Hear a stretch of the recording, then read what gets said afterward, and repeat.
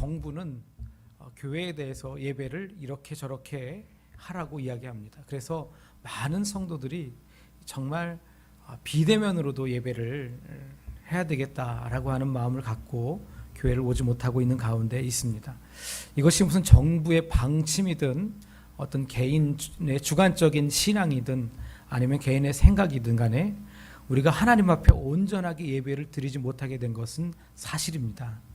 이것은 우리가 예배에 대해서 다시 한번 생각해보고 고민해봐야 되는 아주 중요한 우리의 기로에 서 있지 않나 그런 생각이 듭니다. 왜냐하면 하나님은 예배를 위해서 사람을 만들었고 하나님은 예배를 받으시기 위해서 이 세상을 만드셨기 때문입니다. 과연 예배가 무엇이고 어떻게 드리는 예배를 하나님이 기쁘게 받으시는가, 하나님이 또 기뻐하시지 않는 예배는 어떤 예배인가 우리가 고민하면서 하나님께서 기뻐하시는 예배, 하나님이 받으시는 예배, 하나님이 찾으시는 예배자로 다시 한번 세워져서 하나님이 예비하신 그 놀라운 복들을 다 누릴 수 있는 우리 성도님들이 되시기를 주님의 이름으로 축복합니다. 오늘 본문에 보면요, 두 종류의 예배가 소개되고 있습니다. 먼저 레위기 9장의 23절로 24절에는요 대제사장인 아론과 또 모세가 드리는 예배가 기록이 되어 있고요, 그 다음에 10장의 1절에 2절에는 아론의 아들 나답과 아비후가 인도하는 예배가 소개되고 있습니다. 먼저 우리가 모세와 아론이 드렸던 예배에 대해서 하나님께서 어떻게 반응하셨는지 한번 우리가 살펴보겠습니다. 레위기 9장 23절 24절 다시 한번 우리 한 목소리 읽어보실까요? 시작. 모세와 아론이 회막에 들어갔다가 나와서 백성에게 축복하며 여호와의 영광이 온 백성에게 나타나며 불이 여호와 앞에서 나와 제단 위에 번제물과 기름을 사른지라 온 백성이 이를 보고 소리 지르며 엎드렸더라. 아멘. 여러분 다시 한번 성경 보여주세요. 이 예배를 하나님이 기쁘게 받으신 것 같아요? 아닌 것 같아요? 네. 여기 뭐라 그래요? 모세와 아론이 회막에 들어갔다 나와서 백성에게 축복하며 여호와의 영광이 온 백성에게 나타났다 그랬어요. 하나님이 예배를 기쁘시게 받으셨다는 거죠.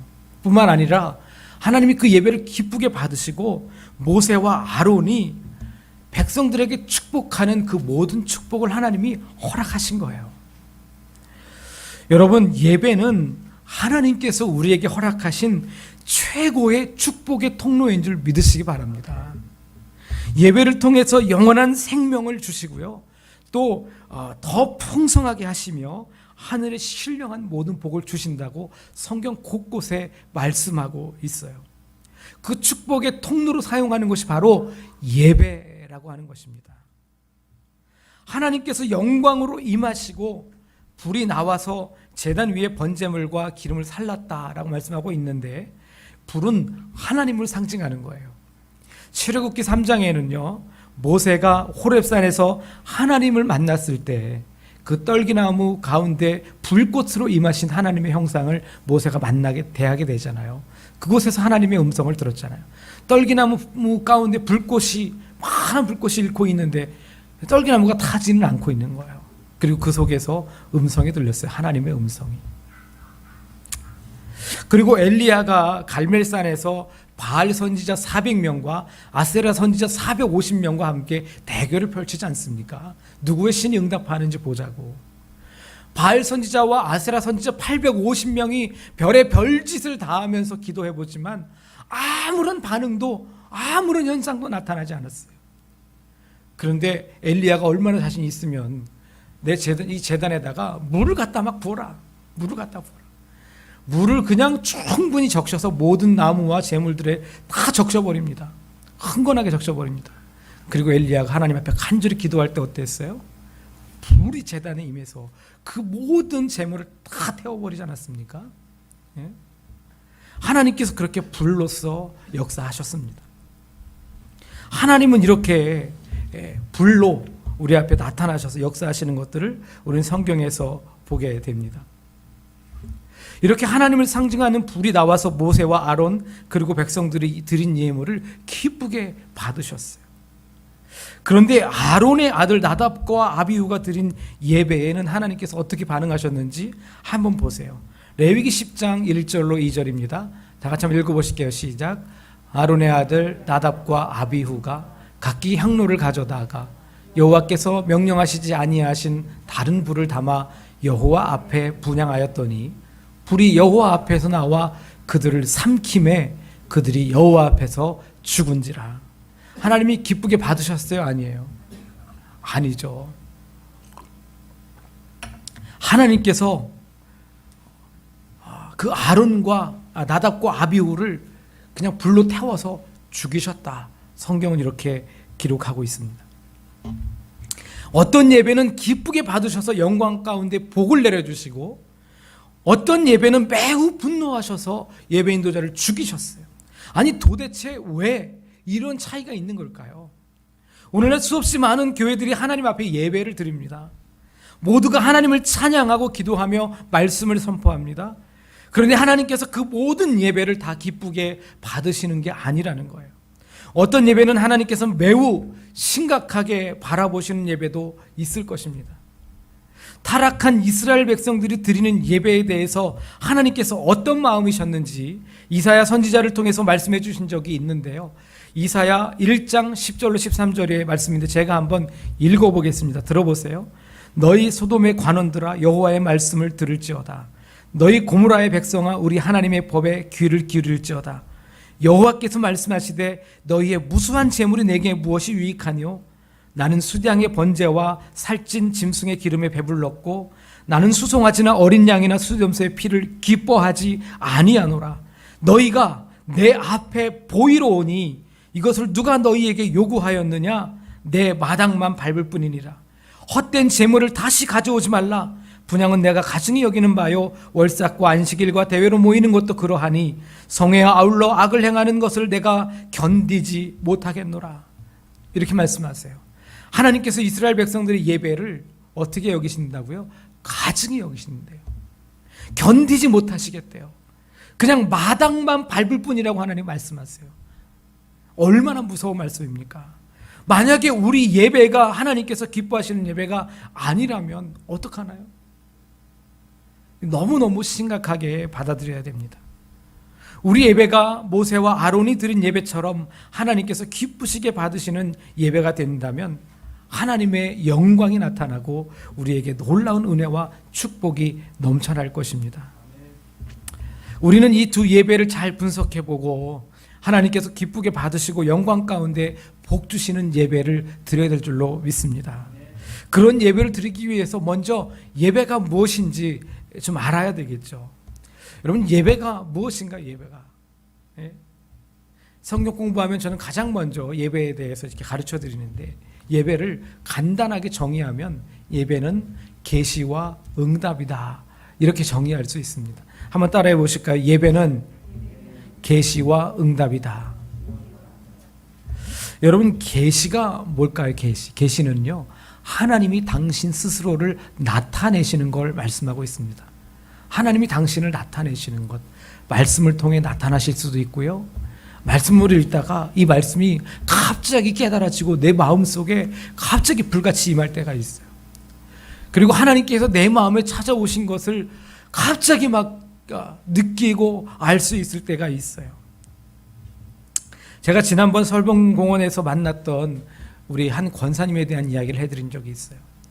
그 권사님이 제가 설봉공원에서 찬양하는 동안에 한참을 들으시다가 찬양이 끝나고 난 다음에 저에게 오셔서, 목사님, 지금 목사님의 찬양은요, 내가 지금 네 곁에 있어 라고 하는 하나님의 음성으로 들렸어요. 그렇게 이야기하시는 거예요. 여러분, 그게 바로 하나님께서 계시하신 거예요. 그럼 그때는 어떻게 해야 돼요? 반응을 해야죠. 하나님 감사합니다. 제가 하나님 찬양하고요, 하나님 더욱더 열심히 예배하겠습니다 라고 고백하는 것, 이것이 바로 예배가 되는 거예요. 제가 인천에서 전도사로 사역할 때 그때 북가자동에서 출퇴근을 했는데요, 북가자동에서 옛날에 그 프라이드 베타라고 하는 차 있어요. 이 샤워 창문은 자동이 아니어서 막 손으로 돌리고, 파워 핸들도 아니어서 막 힘으로 돌려야 되는 그런 빨간색 프라이드 베타 누가 준 차가 있어요. 그 차를 타고 출근을 하는데 제가 찬양을 인도했던 것을 테이프로 녹음을 해가지고 테이프로 막 듣고 다녔거든요. 그 테이프를 다시 들으면서 제가 찬양을 힘껏 차 안에서 따라 불렀습니다. 아니 차 안에서 뭐 아무리 크게 불러봤자 누가 뭐라 하겠습니까? 열심히 찬양하는데 갑자기 제 가슴이 뜨거워지면서 하나님이 저와 함께 갖고 계신다는 사실을 너무나 절감할 수 있었어요. 그러면서 갑자기 막 눈물이 폭포수처럼 쏟아지는데요. 도저히 제가 운전을 할 수가 없었어요. 그래서 경인고속도로 갓길에 차를 세워놓고 한참을 울면서 기도하다가 다시 교회로 출근한 기억이 있습니다. 여러분, 하나님께서 제 안에 찾아오시니까 저는 어떻게 해요? 하나님 앞에 찬양을 드리고 기도하면서 응답하는 거예요. 이게 바로 예배라고 하는 거예요. 여러분, 예배에서 가장 핵심이 되는 게 뭔지 아시겠죠? 그건 바로 하나님을 만나는 거예요. 하나님을 만나야 진짜 예배가 성립이 되는 거예요. 일방적으로 하나님께서 우리에게 나타내시기만 한다거나 일방적으로 우리가 하나님 앞에 쏟아붓기만 하는 것은 예배가 아니에요. 서로 등을 돌리고 다른 곳을 쳐다보고 이야기하는 것과 마찬가지예요. 예배는 하나님과 우리가 만나서 하나님께서 우리에게 당신의 성품을 나타내시면 우리가 하나님 앞에 하나님, 저도 주님 사랑해요. 저 주님 너무 찬양해요. 하나님 감사해요. 라고 고백을 드리는 게 바로 예배라고 하는 거예요. 여러분, 아무리 많은 예배를 드려도 하나님을 만나지 못하면 그 예배는 예배가 아닌 것입니다. 하지만 한 번 예배를 드리더라도 하나님을 만나면 그 예배는 참 예배가 되는 거예요. 어느 때부턴가 그런 말이 시작이 됐죠. 하나님의 임재하심. 이것은 제가 1980년도, 90년도에는 별로 들어보지 못한 말이었어요. 그런데 1990년도 후반에 들어서면서부터 하나님의 임재하심이라는 말을 많이 쓰기 시작했어요. 하나님의 임재하심은 하나님이 내 안에 찾아오신 것을 말하죠. 하나님이 임재하신 것. 저는 특별히 하나님의 임재하심을 어느 때 많이 경험하냐면 찬양할 때 많이 경험합니다. 인격적으로 처음 하나님을 만났던 고등학교 시절에도요, 제가 기도원에서 찬양을 하다가 하나님의 임재를 경험했어요. 그곳에서 정말 뜨겁게 너희는 택하신 족속 왕같은 제사장 거룩한 나라 하나님께 속한 백성 이는 너희를 어둠에서 빛으로 부르신 아름다운 덕을 전케 함이라. 이런 찬양 들어보셨어요? 아무도 안 들어보셨군요. 이 찬양을 하는데요, 얼마나 가슴이 뜨거워지고 눈물이 막 펑펑 쏟아지는지 주체할 수가 없었어요.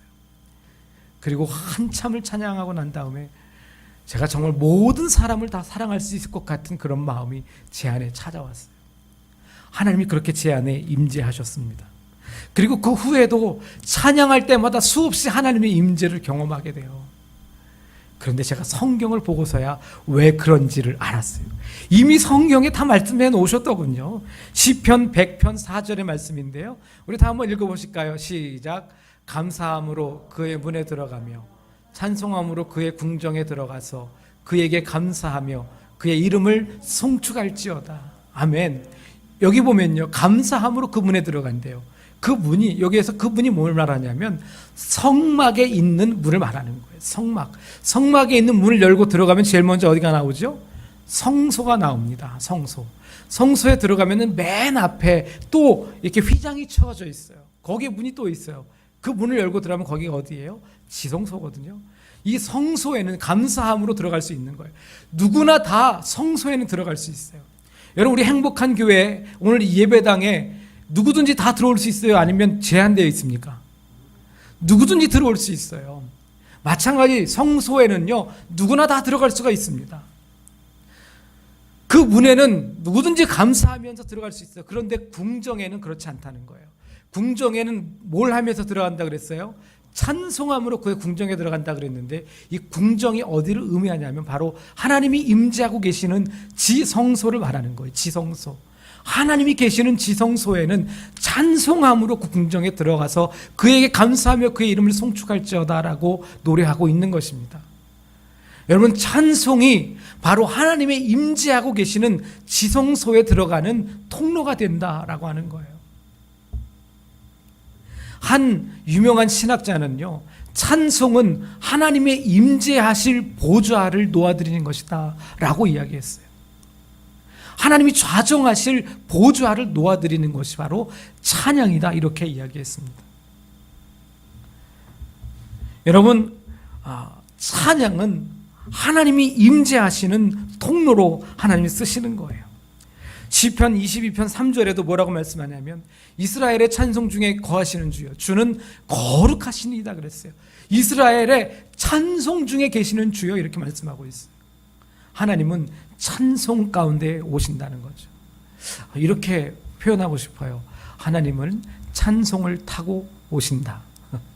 하나님은 찬송을 타고 오신다. 하나님이 찬양 중에 오시는 줄 믿으시기 바랍니다.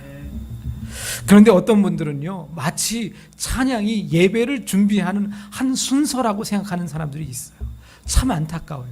이건 옛날에 목회자들이 잘못 가르친 탓이에요. 찬양은요, 예배를 준비하는 순서가 아니에요. 찬양은 하나님이 가장 기뻐하시는 예배의 핵심인 줄 믿으시기 바랍니다. 그래서 저는 찬양은 예배의 전부라고 생각해요. 왜냐하면 이사야 43장 21절에 이 백성은 내가 나를 위하여 지었나니 나를 찬송하게 하려 함이라 말씀하셨거든요. 하나님이 예배를 받으시기 위해서, 찬송을 받으시기 위해서 사람을 지으셨다는 거예요. 사람을 만드셨다는 거예요. 그러니 여러분, 찬양을 우습게 생각하지 마세요. 찬양은 예배에서 가장 중요한 시간입니다. 찬양을 드릴 때 하나님이 임재하십니다. 이렇게 하나님을 만나야 예배가 성립이 되는 거예요. 여러분, 하나님 만나는 참 예배를 드리기 원하십니까? 그러면 하나님의 임재를 사모하십시오. 그리고 정말 뜨겁게 하나님을 찬양하시기 바랍니다. 예배에 일찍 오셔서 하나님의 이 시간 하나님을 만나기를 간절히 사모합니다. 찬양할 때 임재하셔서 예배를 받아주세요라고 기도하시기 바랍니다.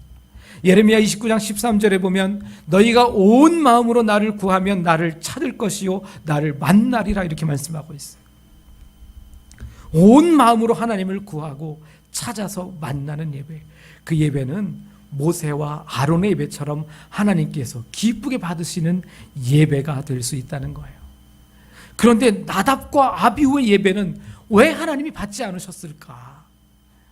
우리 1절 말씀, 10장 1절 말씀 다 같이 한번 볼게요. 시작.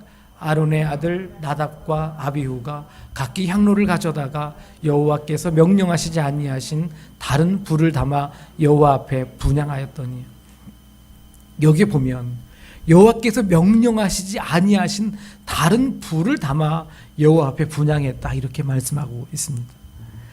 여러분, 다른 불, 이 다른 불이라고 하는 것을요, 영어에서는 NIV 성경에서는요, unauthorized라고 하는 단어를 사용해서 unauthorized fire, unauthorized fire, 이게 다른 불이라는 거예요. 킹제임스 번역에서는요, strange fire라고 돼 있어요. strange fire, 이상한 불이라는 거예요. 하나님께서 명령하시지 않은 다른 불, 이상한 불을 어디서 가져와 가지고 하나님 앞에 드렸다는 거예요. 여호와께서 명령하시지 않았다라고 하는 말은요, 하나님께서 이미 제사법에 어떻게 불을 드려야 되는지를 다 알려주신 거예요. 번제단에 있는 불로 분향해서 드려야 하는데 그걸 하나님이 다 가르쳐 주셨는데, 이 나답과 아비후는 하나님이 명령하시지 않은 다른 불, 이상한 불을 어디서 가져와 가지고 그걸로 드렸다는 거예요. 그래서 하나님께서 그 불을, 하나님께서 그 예배를 받지 않으신 것입니다. 하나님의 명령을 어긴 것이죠. 여러분, 창세기 4장에는요 가인과 아벨의 제사가 기록이 되어 있습니다.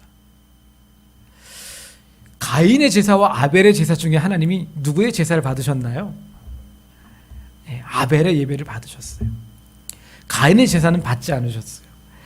여러분, 아벨의 드린 제물이 뭔지 아세요? 아벨이 드린 제물은 뭐냐면, 아벨이 그렇게 애지중지하게 키운 양이 낳은 첫 새끼를 하나님 앞에 드린 거예요. 그걸 죽여서 각을 뜨고 태워서 연기로 하나님 앞에 제물로 드린 거죠. 이것은 하나님께서 가르쳐 주신 제사법이에요. 그런데 가인은 자기가 농사지은 농사의 일부를 하나님 앞에 드린 거예요. 농사품의 수익 결실을 하나님 앞에 드린 거예요. 근데 하나님은 그것을 원하지 않으셨거든요.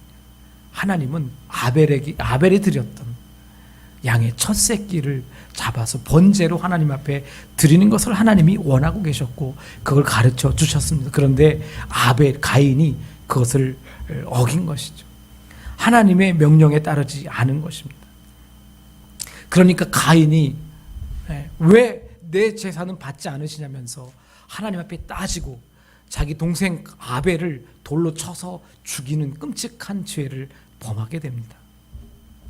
여러분, 하나님께서 가르쳐 주신 방법의 예배는 하나님이 받으시지만 내 생각과 내 방법대로 드리는 예배는 하나님께서 결코 받으시지 않는다는 거예요. 이스라엘의 일대 왕인 사울 왕은 하나님께서 세우신 왕이었어요. 그런데 하나님이 사울 왕을 버리셔서 전쟁터에서 죽게 하셨습니다. 그런데 그 이유가 무엇인지 아십니까? 블레셋과의 전쟁에서 백성들의 사기를 높이려고 사울이 제사를 지내는데 이때 제사장인 사무엘을 기다렸다가 사무엘이 인도하는 예배를 하나님 앞에 올려드려야 되거든요.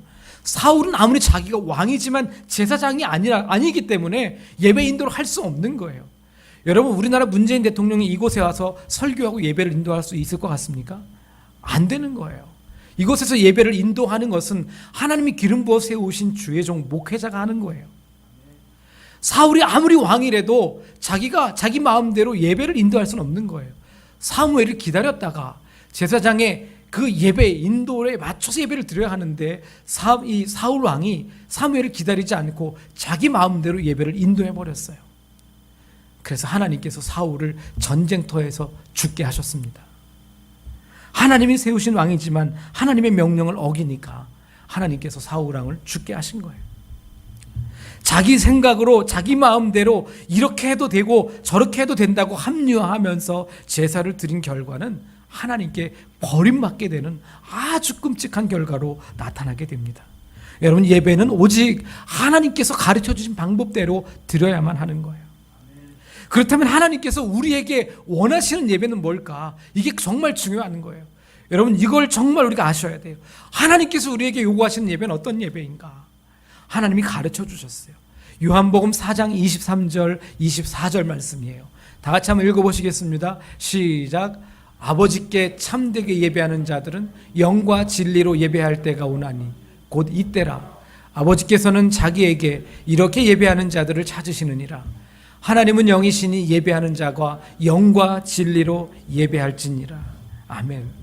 하나님은 어떤 예배자를 찾으신다고요? 영과 진리로 예배하는 자를 찾으신다 그랬어요. 하나님은요, 참되게 예배하는 자를 찾으신대요. 그냥 모든 예배자를 하나님이 다 받으시는 게 아니라 그 수없이 많은 사람들 가운데 하나님께서 특별히 참되게 예배하는 자를 찾으신다 말씀하고 있는 거예요.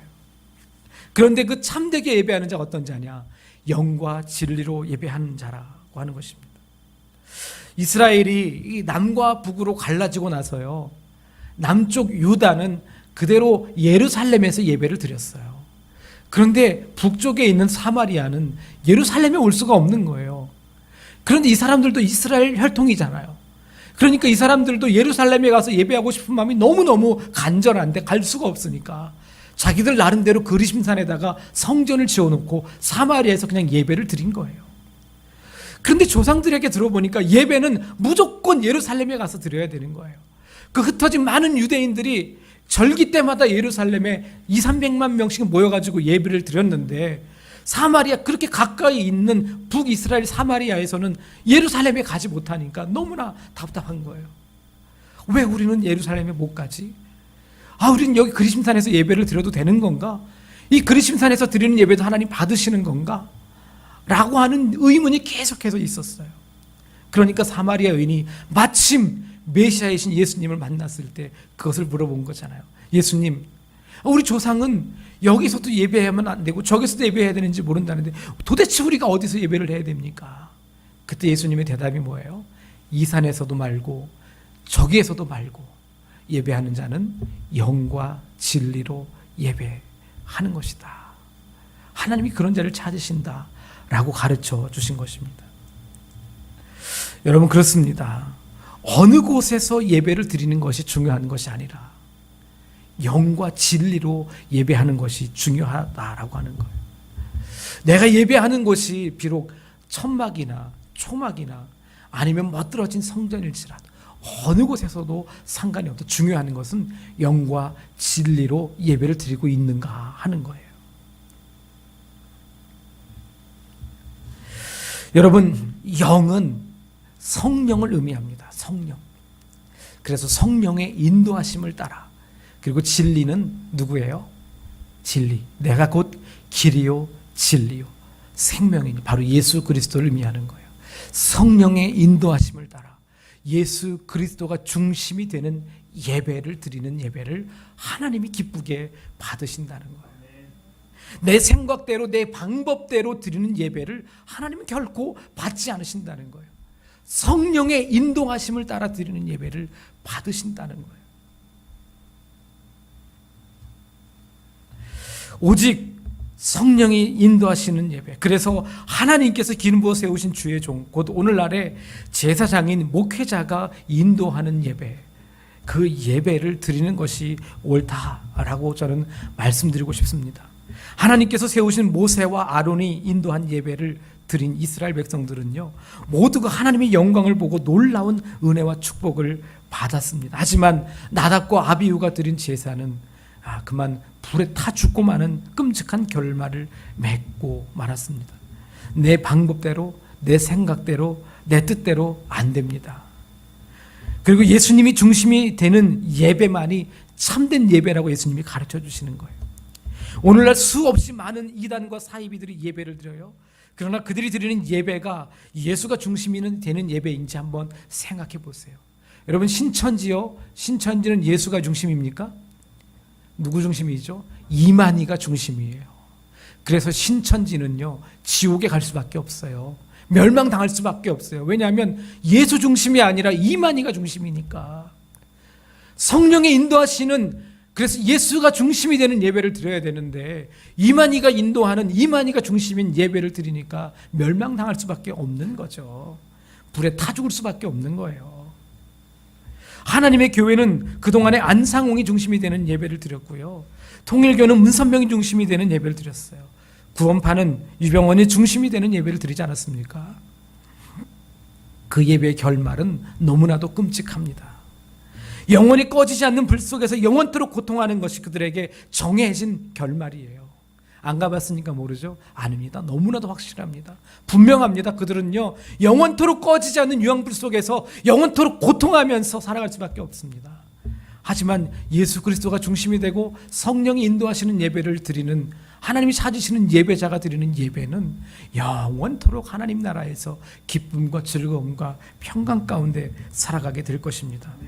오늘날 많은 성도들이 뉴 노멀 시대를 맞아서 유튜브로, 온라인으로 예배하는 것이 새로운 패러다임이다, 이렇게 이야기를 합니다. 그러나 이것은 어쩔 수 없는 상황 속에서 임시 방편이었을 뿐이지 그것이 대안이 아니라는 것을 여러분 명심하시기 바랍니다. 제가 서두에 말씀드렸지만 찬양 중에 하나님의 임재하심을 경험한다 그랬어요. 그 이유를 성경을 통해서 제가 가르쳐 드렸어요. 여러분, 제가 여러분께 한번 질문해 볼게요. 여러분, 유튜브로 예배를 하면 정성을 다해서 하나님 앞에 찬양을 드리시나요? 네? 만약에 그렇게 하고 있다면 정말 잘하는 거예요. 하지만 솔직하게 한번 대답해 보세요. 정말 유튜브로 예배 드리면서 최고의 찬양을 하나님 앞에 드리나요? 아마 대부분의 성도들이 듣고만 있을 거예요. 찬양을 들으면 은혜는 되죠. 하지만 하나님께 영광을 돌리지는 못합니다. 찬양은 내 고백을 전심으로 하나님 앞에 드리는 거예요. 그냥 가만히 듣고 있는 건 찬양이 아닙니다. 하나님은 찬양을 받으시기 원하십니다. 마음과 뜻과 정성을 다해 있는 모습 그대로 하나님께 찬양을 드리고 하나님의 말씀을 듣고 그 말씀을 가슴에 새겨서 내 삶에 드러나게 하는 것이 참 예배자의 모습입니다. 사랑하는 성도 여러분, 하나님이 바로 그런 예배자를 찾으시는 것입니다. 그렇게 예배 드리는 성도를 기뻐하십니다. 하나님이 그토록 찾으시는 예배자가 바로 여러분이 되시기를 주님의 이름으로 축복합니다. 그렇게 예배할 때 하나님께서 놀라운 은혜와 축복을 주실 것입니다. 나는 아직까지도 예배할 때 하나님의 임재하심을 잘 못 느끼겠어요. 걱정하지 마세요. 여러분, 이미 하나님이 여러분을 인도하셨기 때문에 이곳에 와 계신 거예요. 여러분이 하나님의 임재하심을 더욱더 간절히 사모하신다면 정말 간절히 하나님의 임재를 사모하는 마음을 가지세요. 어떻게 해야 되는지 제가 한 번 더 말씀을 통해서 가르쳐 드리도록 하겠습니다. 하나님께서 그렇게 간절히 사모하는 예배는 틀림없이 임재하셔서 받으시는 줄 믿으시기 바랍니다. 기도하겠습니다.